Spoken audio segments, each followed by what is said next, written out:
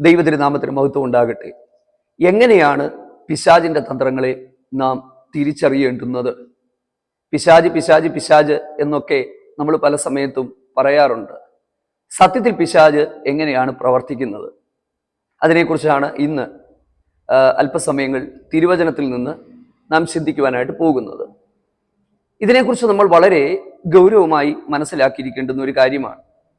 അതെന്താണെന്ന് ചോദിച്ചാൽ, ദൈവത്തിൻ്റെ പദ്ധതികളിൽ നിന്ന് നമ്മൾ മാറിപ്പോകുവാൻ തക്കവണ്ണം ചില വ്യക്തികളെ പിശാച് കൈകളിലെടുത്ത് നമ്മുടെ നേരെ കൊണ്ടുവരും. വേദപുസ്തകത്തിൽ ധാരാളം തെളിവുകളുണ്ട്. ഞാൻ ആ ഭാഗങ്ങളൊക്കെ പിന്നീട് ഒന്നൊന്നായി വിശദീകരിക്കാം. 2, പാപത്തിൽ നമ്മളെ വീഴ്ത്തുവാൻ, ദൈവിക വിശുദ്ധി നഷ്ടപ്പെടുത്തുവാൻ പിശാച് ചില തന്ത്രങ്ങളുമായി നമ്മുടെ മുമ്പിൽ വരും. 3, ദൈവവചനത്തിൻ്റെ വിശുദ്ധിയെയും നിർമ്മലതയെയും ഇല്ലാതാക്കുവാൻ കപടമായ പഠിപ്പിക്കലുകളിലൂടെ ജനത്തെ സ്വാധീനിച്ച് സത്യവചനത്തിൽ നിന്ന് അവരെ മാറ്റിക്കളയും. ഇങ്ങനെ വ്യത്യസ്തമായ തരങ്ങളിൽ പിശാച് അവൻ്റെ പ്രവൃത്തികൾ തുടർന്നു പോകുമ്പോൾ പല സമയങ്ങളിലും നമ്മളതിനെ തിരിച്ചറിയുന്നില്ല, നമ്മളതിനെ മനസ്സിലാക്കുന്നില്ല എന്നുള്ളതാണ് ദുഃഖകരമായ വസ്തുത. എൻ്റെയൊക്കെ ബാല്യകാലങ്ങളിൽ ഇങ്ങനെ പറഞ്ഞു കേട്ടിട്ടുള്ളത്, പിശാച് എന്ന് പറയുന്നത് ഇരുട്ടത്ത് പുറകിൽ നിഴൽ പോലെ പിന്തുടരുന്നത് നമ്മൾ കേട്ടിട്ടുണ്ടല്ലോ ഒത്തിരി. അതൊക്കെ 10, 30, 40 കൊല്ലം മുമ്പ് കറണ്ട് ഇല്ലാത്ത കാലഘട്ടങ്ങളിലായിരുന്നു. വീട്ടിലെ പാത്രങ്ങൾ തെള്ളിയിടുന്നു, മരത്തിനും ഓടിനും ഒക്കെ എറിയുന്നു, പിന്നെ വെള്ളസാരി എടുത്തുകൊണ്ട് റോഡിന്റെ സൈഡിൽ നിൽക്കുന്നു. ഇതൊക്കെയായിരുന്നു അന്നത്തെ പിശാചുക്കൾ. പക്ഷെ കറണ്ട് വന്നു, ഇൻവേർട്ടറായി, കാടുകളെല്ലാം വെട്ടിത്തെളിച്ചു, നിർജ്ജനമായി കിടന്നിരുന്ന സ്ഥലങ്ങളെല്ലാം ആളുകൾ താമസിക്കാനായിട്ട് തുടങ്ങിയപ്പോൾ അന്നത്തെ പിശാചിനെയൊന്നും ഇന്ന് കാണുന്നില്ലെന്നുള്ളതാണ് സത്യം. അപ്പോൾ ആൾക്കാർ പറഞ്ഞു ഇതെല്ലാം ചുമ്മാതാണ്, പിശാച് എന്ന് പറയുന്ന ഒന്നും ഇല്ല. പക്ഷെ ദൈവവചനം പഠിച്ചപ്പോൾ ഇതിൽ നിന്ന് വ്യത്യസ്തമായ ചില അർത്ഥങ്ങൾ വചനത്തിലൂടെ എനിക്ക് മനസ്സിലായി. അത് നിങ്ങൾക്ക് ഓരോരുത്തർക്കും ഗുണകരമായി തീരുമെന്ന് മനസ്സിലാക്കിക്കൊണ്ട് തന്നെ ദൈവസന്നിധിയിൽ പ്രാർത്ഥിച്ചിട്ടാണ് ഈ മെസ്സേജ് നിങ്ങളിലേക്ക് എത്തിക്കുന്നത്. നമ്മുടെ ആത്മീയ ജീവിതത്തിൻ്റെ അകത്ത് പിശാചിന്റെ പ്രവർത്തികളെ, അവന്റെ തന്ത്രങ്ങളെ കൃത്യമായി നാം അറിഞ്ഞിരിക്കണം. അത് നമ്മൾ എങ്ങനെ അറിയും? അത് നമ്മുടെ സ്വന്തം കഴിവുകൊണ്ടോ മിടുക്കൊണ്ടോ നമുക്കറിയാൻ പറ്റില്ല. ദൈവവചനത്തിന്റെ കൃത്യമായ പഠിപ്പീരുകൾ, കൃത്യമായ വചനധ്യാനം, ശരിയായ നിലയിലുള്ള ദൈവവചന പഠനം, ഇതൊക്കെയാണ് ഈ കാര്യങ്ങൾ നമുക്ക് വെളിപ്പെടുത്തി തരുന്നത്. അതുകൊണ്ട് തന്നെ ഇന്ന് 3-4 കൂട്ടം കാര്യങ്ങളിൽ കുറിച്ച് നമ്മളൊന്ന് ചിന്തിക്കുവാനായിട്ട് പോവുകയാണ്. അത് കേട്ട് കഴിയുമ്പോൾ ഞാൻ ഈ പറഞ്ഞതൊക്കെ സത്യമാണെന്ന് നിങ്ങൾക്ക് മനസ്സിലാകും. ദൈവം നമ്മെ എല്ലാവരെയും സഹായിക്കുകയും അനുഗ്രഹിക്കുകയും ചെയ്യട്ടെ. ഞാൻ പറഞ്ഞു, പിശാച് കണ്ണിൽ കാണുന്ന വണ്ണമല്ല പ്രവർത്തിക്കുന്നത്. അങ്ങനെയായിരുന്നെങ്കിൽ ഇപ്പോഴും ആ പണ്ടത്തെ കല്ലേറും വെള്ളസാരി ഉടുത്തതും ഒക്കെ കാണണമായിരുന്നു. ഓക്കെ, എങ്ങനെയാണ് സത്യത്തിൽ പിശാച് പ്രവർത്തിക്കുന്നത്? ചില സമയങ്ങളിൽ പ്രാർത്ഥിക്കുന്ന ദൈവസന്നിധിയിൽ ഇരിക്കുന്ന ദൈവ പൈതലിന് ചില ആത്മീക വെളിപ്പാടുകൾ ദൈവം നൽകുമ്പോൾ വ്യക്തമായി അതിനെ കാണാനും മനസ്സിലാക്കാനും നമുക്ക് കഴിയാറുണ്ട്. അത് ദൈവം ചില പ്രത്യേക സന്ദർഭങ്ങളിൽ ദർശനങ്ങളിലൂടെയോ സ്വപ്നങ്ങളിലൂടെയോ ദൈവദാസന്മാരിലൂടെയോ കൃപയുള്ള ദൈവദാസന്മാരിലൂടെയോ നമുക്ക് വെളിപ്പെടുത്തി തരുമ്പോഴാണ്. എന്നാൽ മിക്ക സമയങ്ങളിലും ഇവന്റെ പ്രവർത്തികളെ നമ്മൾ തിരിച്ചറിയാതെ പോകുന്നു. എന്തുകൊണ്ടാണ്? 1-2 കാര്യങ്ങൾ ഞാൻ നിങ്ങളോട് പറയാം. ഇയ്യോബിന്റെ പുസ്തകത്തിലേക്ക് നമ്മൾ വരുമ്പോൾ 1-ാം അധ്യായത്തിൽ ഇയ്യോബിനുള്ള സകലത്തെയും നശിപ്പിക്കുവാൻ യഹോവയുടെ സന്നിധി വിട്ട് സാത്താൻ പോകുന്നു എന്ന് നമ്മൾ കാണുകയാണ്. 1-ാം അധ്യായത്തിലേക്ക് നമ്മൾ വരുമ്പോൾ 1-ാം അധ്യായത്തിന്റെ 13-ാമത്തെ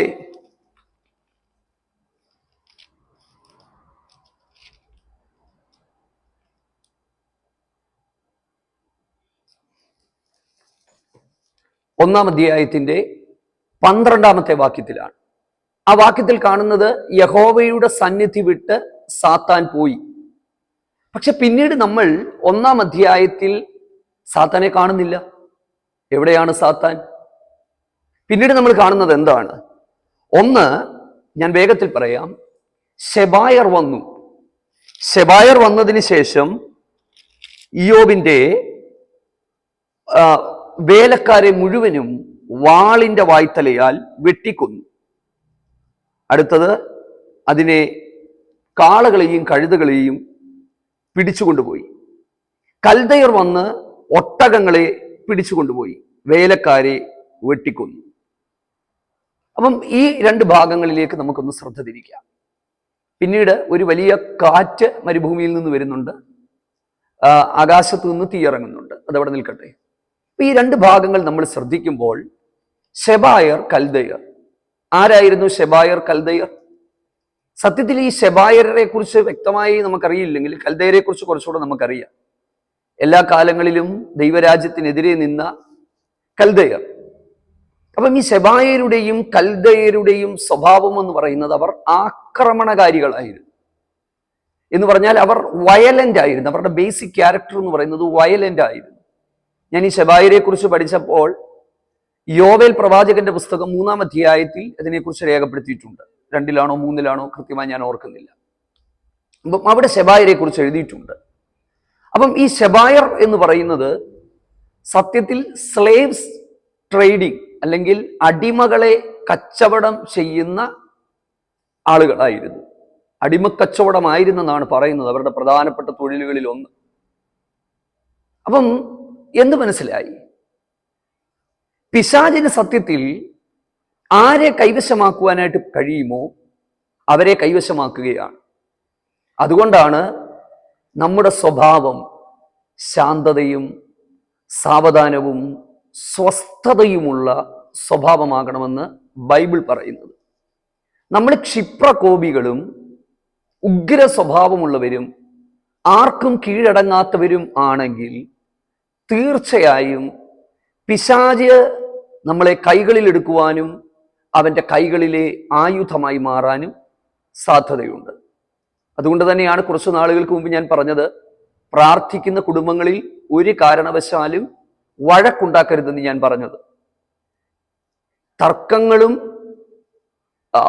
ഒച്ചപ്പാടുകളുമൊക്കെ നെക്സ്റ്റ് ലെവലിലേക്ക് നമ്മളെ കൊണ്ടുപോകും എന്നുള്ളത് നമ്മൾ മനസ്സിലാക്കുക.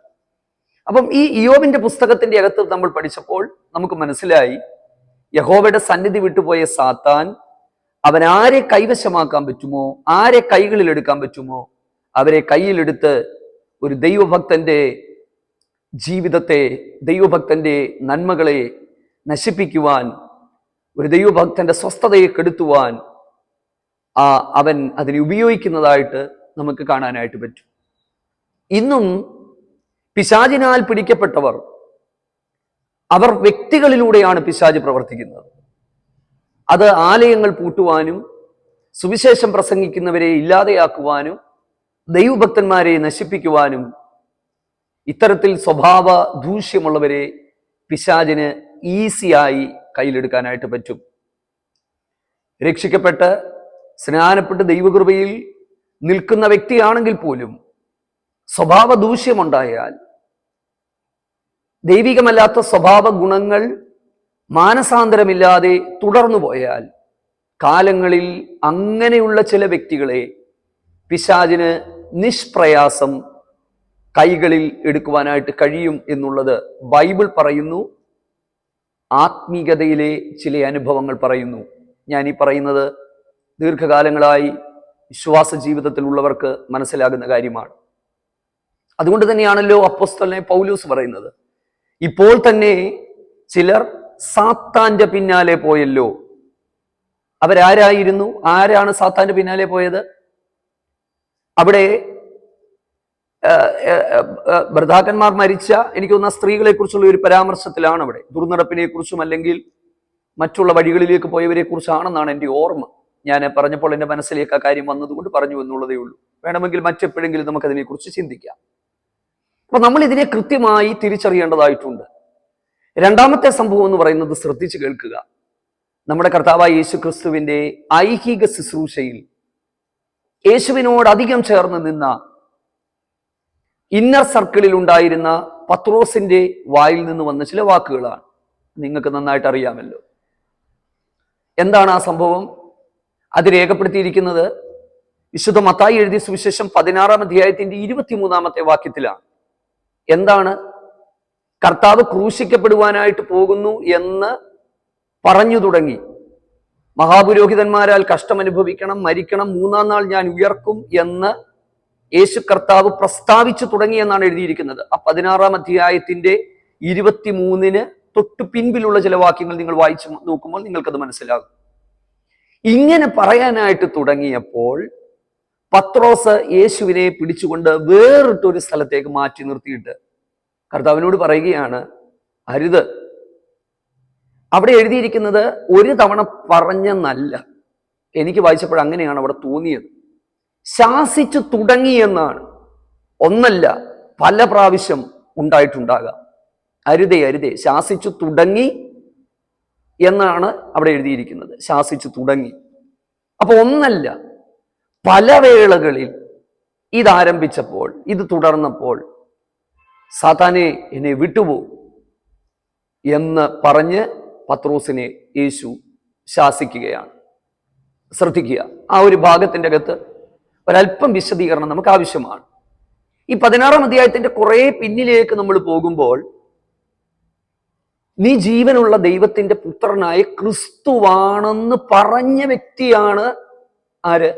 പത്രോസ്. മറ്റുള്ളവർക്ക് ആർക്കും ഈ ഒരു ആത്മീക വെളിപ്പാട് കിട്ടാതെ ഇരിക്കുമ്പോൾ, ജഡരക്തങ്ങളല്ല നിനക്കിത് വെളിപ്പെടുത്തിയത്, എൻ്റെ സ്വർഗസ്ഥനായ പിതാവാണ് നൽകിയതെന്നൊക്കെ പറഞ്ഞ് കുറച്ച് വാഗ്ദത്തങ്ങളൊക്കെ തനിക്ക് കൊടുത്ത് അപ്രീഷിയേറ്റ് ചെയ്ത് വലിയ സന്തോഷത്തിലിരിക്കുമ്പോൾ അടുത്ത വാക്യങ്ങളിൽ സംഭവിച്ച കാര്യമാണ്. അതിന്റെ കാരണം എന്താണെന്ന് അറിയാമോ? ഈ പത്രോസിനെ ശാസിച്ചതിന് ശേഷം യേശു പറയുന്ന ഒരു കാര്യമുണ്ട്. തന്നെത്താൻ എന്നെ അനുഗമിക്കുന്നവൻ തന്നെത്താൻ ത്യജിക്കണം, അവൻ മരിക്കണം എന്ന് പറഞ്ഞാൽ എന്താണ് അതിന്റെ അർത്ഥം? എൻ്റെ പ്രിയപ്പെട്ടവരെ, ആത്മീക ജീവിതത്തിന്റെ അകത്ത് പോലും ഞാനും നിങ്ങളും ശുശ്രൂഷകൾ ചെയ്യുന്നു, അല്ലെ ആത്മീക ജീവിതം നയിച്ച് മുൻപോട്ട് പോകുമ്പോൾ പൗലോസ് പറഞ്ഞതുപോലെ ഞാൻ ദിവസേന ക്രിസ്തുവിൽ മരിക്കുന്നു എന്ന് പറഞ്ഞാൽ നമ്മുടെ ഉള്ളിൽ നിന്ന് വരുന്ന എല്ലാ ചിന്തകളും ആശയങ്ങളും ദൈവികമാണെന്ന് നമ്മൾ ധരിക്കരുത്. ആ ചിന്തകളെ പിടിച്ചടക്കേണ്ടത് ഏറ്റവും അനിവാര്യമാണ്. ഈസ്കരിയോത്ത യൂദായിൽ എന്തുകൊണ്ടാണ് പിശാച് കയറിയത്? എന്തുകൊണ്ടാണ് പിശാച് കയറിയത്? വ്യക്തിയിൽ കയറിയത് എന്തുകൊണ്ടാണ്? ഉത്തരവുണ്ടോ? തീർച്ചയായിട്ടും നമുക്കതിനൊരു ഉത്തരം കണ്ടുപിടിക്കാൻ നമുക്ക് ഒന്നിച്ച് ശ്രമിക്കാം. ഞാൻ പറയുന്ന കാര്യങ്ങൾ നിങ്ങളും കൂടെ ഒന്ന് ചിന്തിച്ചു കൊള്ളുക. യോഹന്നാന്റെ സുവിശേഷം 13-ാം അധ്യായത്തിന്റെ 27-ാമത്തെ വാക്യത്തിലാണ് കണ്ണം വാങ്ങിയുടൻ പിശാച് അവനിൽ കടന്നു എന്ന് എഴുതിയിരിക്കുന്നത്. പക്ഷെ പിശാച് കടക്കുന്നതിന് എത്രയോ സമയം മുമ്പ് പൈശാചികമായ ചിന്തകൾ ഈ വ്യക്തിയെ ഭരിച്ചിരുന്നു. 13-ന്റെ 2-ാമത്തെ വാക്യത്തിൽ എഴുതിയിരിക്കുകയാണ്, യേശുവിനെ കാണിച്ചു കൊടുക്കുവാൻ പിശാച് അവന് തോന്നിച്ചിരുന്നു. അപ്പം ഈ തോന്നലിനെ എന്തു ചെയ്തു? താലോലിച്ചിട്ടുണ്ടാകാം. ഇദ്ദേഹത്തിന്റെ വീക്ക്നെസ് ദ്രവ്യാഗ്രഹമായിരുന്നു. ദ്രവ്യാഗ്രഹം ആയതുകൊണ്ട് തന്നെ ഈ ഒരു ദ്രവ്യാഗ്രഹത്തിൽ തന്നെ വീഴ്ത്താൻ നിഷ്പ്രയാസം കഴിയുമെന്നറിയാമായിരുന്നു. അതുകൊണ്ട് ആ ചിന്തകൾ ഉള്ളിലേക്ക് ഇട്ടപ്പോൾ അതിനെ താലോലിച്ച് താലോലിച്ച് താലോലിച്ച് മുൻപോട്ട് പോയത് കൊണ്ട് എന്തു പറ്റി? സാത്താൻ അക്ഷരാർത്ഥത്തിൽ തന്നിൽ കടന്നു എന്നാണ് എഴുതിയിരിക്കുന്നത്. വ്യക്തിയിൽ കിടക്കാൻ പറ്റും, യേശുവിനോട് കൂടെ ഉണ്ടായിട്ട് പോലും കടന്നു. നമ്മൾ വിചാരിക്കുന്ന യേശുവിനോട് കൂടെ നടക്കുമ്പോൾ നമ്മുടെ ജീവിതത്തിൽ ഇതൊന്നും കടക്കത്തില്ലെന്ന്. പക്ഷെ നമ്മളൊക്കെ ബലഹീന ശരീരത്തിൽ ജീവിക്കുമ്പോൾ എന്നിലും നിങ്ങളിലും ഒക്കെ ഇതുണ്ടാകാൻ സാധ്യതയുണ്ട്. അതുകൊണ്ടാണ് പൗലോസ് പറയുന്നത്, ക്രിസ്തുവിന്റെ പരിജ്ഞാനത്തിന് വിരോധമായി പൊങ്ങുന്ന എല്ലാ ചിന്തകളെയും ഞങ്ങൾ പിടിച്ചടക്കി, ഞങ്ങൾ ഞങ്ങളുടെ കോട്ടകളെ ഇടിക്കുവാൻ തക്കവണ്ണം ശക്തിയുള്ളതാണ് ഞങ്ങളുടെ പോരിന്റെ ആയുധങ്ങൾ. അത് ജഡീകങ്ങളല്ല. ദൈവത്തിന് സ്തോത്രം. അപ്പൊ നമ്മുടെ മനസ്സിന്റെ അകത്തുണ്ടാകുന്ന എല്ലാ ആഗ്രഹങ്ങളും അഭിലാഷങ്ങളും ദൈവികമാകണമെന്നില്ല. നമ്മുടെ മുൻപിലേക്ക് വരുന്ന എല്ലാ ഓഫറുകളും ദൈവികമാകണമെന്നില്ല. അപ്പം കൊണ്ട് ജനത്തെ പോഷിപ്പിച്ച് അവരുടെ വിശപ്പ് മാറ്റിയപ്പോൾ യോഹന്നാന്റെ സുവിശേഷത്തിൽ എഴുതിയിരിക്കുന്നത്, യേശുവിനെ പിടിച്ച് രാജാവാക്കാൻ അവർ ശ്രമിച്ചു. പക്ഷെ കർത്താവും പർവ്വതത്തിലേക്ക് മാറിപ്പോയി. നല്ല കാര്യമല്ലേ? ഒരു രാജ്യത്തെ രാജാവായിട്ടിരിക്കാൻ കുറെ ആൾക്കാർ നമ്മളെ സപ്പോർട്ട് ചെയ്ത് വരുമ്പോൾ എന്നെ നാളെ വിളിച്ചിട്ട് പറയുക, പത്തനംതിട്ടയുടെ MLA ആയിട്ട് നിങ്ങൾ നിൽക്ക്, നിങ്ങൾ നല്ലതല്ലേ, നല്ല ഓഫറല്ലേ? കൂടെ നിൽക്കുന്ന ആത്മീയര് പോലും ചിലപ്പോൾ പറയും, നല്ലതാണ് പാസ്റ്ററെ, നമുക്ക് എന്തെല്ലാം കാര്യങ്ങൾ ചെയ്യാൻ പറ്റും. പക്ഷെ എന്നെയും നിങ്ങളെയും വിളിച്ചൊരു വിളിയുണ്ട്. എന്റെ വിളി നിങ്ങൾക്ക് ആർക്കും അറിയില്ല. എന്റെ വിളി ഞാനും ദൈവവും തമ്മിലുള്ള ബന്ധത്തിന്റെ അകത്താണ്. അപ്പം എന്റെ പ്രിയപ്പെട്ടവരെ, നമ്മുടെ കാഴ്ചപ്പാടുകൾ അതിനെ തേച്ചു മിനുക്കി രാഗി പ്രാർത്ഥനയിലും വചനധ്യാനത്തിലും ദൈവിക സമർപ്പണത്തിലും മുമ്പോട്ട് പോകണം. ആ യേശുവിനെ നിങ്ങളൊന്ന് ശ്രദ്ധിച്ചേ. ഒരു ജനത മുഴുവൻ രാജാവാക്കാനായിട്ട് വരുമ്പോൾ അവരിൽ നിന്നെല്ലാം മാറി പർവ്വതത്തിലേക്ക് കയറിപ്പോകുന്നു. എന്തിനാ? പർവ്വതത്തിന്റെ മുകളിൽ പോയി ഉറങ്ങാനല്ല, പർവ്വതത്തിന്റെ മുകളിൽ പോയി പിതാവിനോടുകൂടെ വസിക്കാനായി, അതെ, പിതാവിന്റെ ഇഷ്ടം ചെയ്യുവാനായി സമർപ്പിക്കുന്ന ഒരു ക്രിസ്തുവിനെ നമുക്കവിടെ കാണാനായിട്ട് കഴിയും. ദൈവത്തിന് സ്തോത്രം.